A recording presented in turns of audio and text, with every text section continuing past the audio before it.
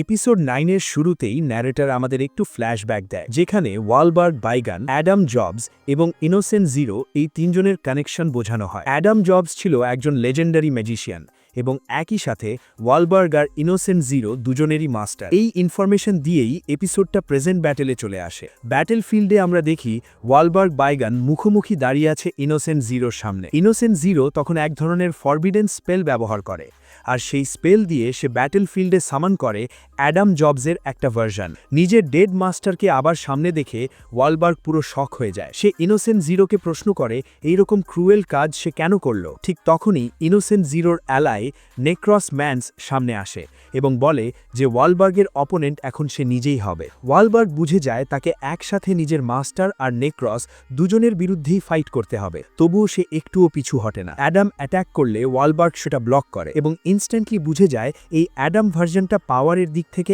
একদম রিয়েল অ্যাডামের মতোই ভয়ঙ্কর। ফাইট চলার মাঝেই ওয়ালবার্গ তার পাস্টের একটা ওয়ার্ম মেমোরি রিকল করে, যেখানে অ্যাডাম জবসের সাথে তার একটা শান্ত মুহূর্ত ছিল।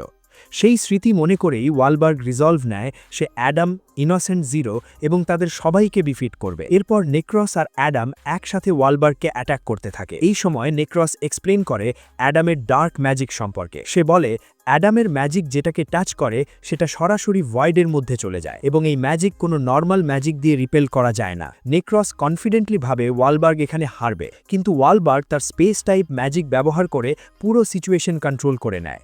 অ্যাডামের ভয়ঙ্কর ডার্ক ম্যাজিক থাকা সত্ত্বেও ওয়ালবার্গ একটার পর একটা মুভ দিয়ে নেক্রস আর অ্যাডাম দুজনকেই ওভারপাওয়ার করে ফেলে। ফাইট শেষ হতেই ওয়ালবার্গ ইনোসেন্ট জিরোর দিকে তাকিয়ে বলে নেক্সট টার্গেট এখন সে নিজেই। এরপর সিন শিফট হয় একাডেমির অন্য জায়গায়। সেখানে ডট আর অন্যরা এখনও ইনোসেন্ট জিরোর জম্বি আর্মির সাথে ফাইট করছে।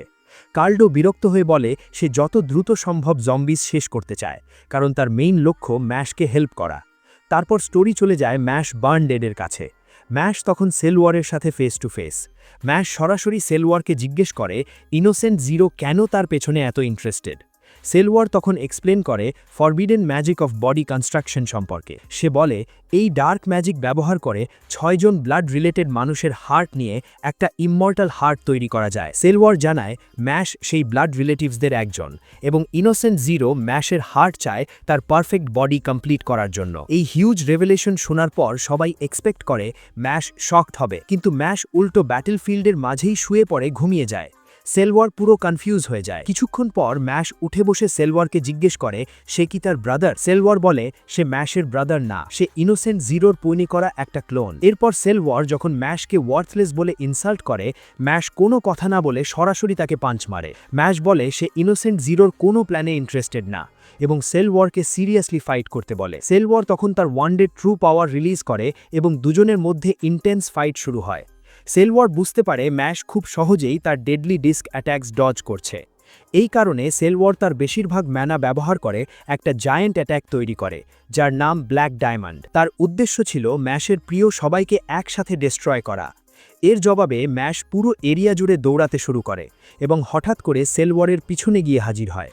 সেলওয়ার ভাবে ম্যাশ ডিস্ক ব্যবহার করে তাকে অ্যাট্যাক করবে, তাই সে নিজের বডি হার্ডেন করে নেয়। ডিস্কগুলো ম্যাশের দিকে আঘাত করলে ম্যাশ মাটিতে পড়ে যায়। সেলওয়ার ধরে নেয় সে জিতে গেছে এবং বলে ম্যাশের অ্যালাইজদেরও একই ফেট হবে। কিন্তু পরে সেলওয়ার কাছে গিয়ে দেখে ম্যাশ আসলে জায়ান্ট ক্রিম পাফ ব্যবহার করে ডিস্কের অ্যাট্যাক ব্লক করেছে। ঠিক তখনই ম্যাশ একটার পর একটা ক্রিম পাফ সেলওয়ারের মুখে ঢুকিয়ে তাকে চোখ করে অজ্ঞান করে ফেলে। সেলওয়ার মাটিতে পড়ে যেতেই ব্ল্যাক ডায়মন্ড ভ্যানিশ হয়ে যায়। ম্যাশ সেলওয়ারের দিকে তাকিয়ে বলে যদি সে আবার তার স্কুলকে হার্ম করার কথা ভাবে তাহলে সে নিজের মাসেলস দিয়েই তাকে বারবার চোখ করবে। এপিসোডের শেষ সিনে আমরা দেখি ম্যাশ চুপচাপ দাঁড়িয়ে আছে ডিফিটেড সেলওয়ারের সামনে, আর ব্যাটেল ফিল্ড ধীরে ধীরে শান্ত হয়ে আসে।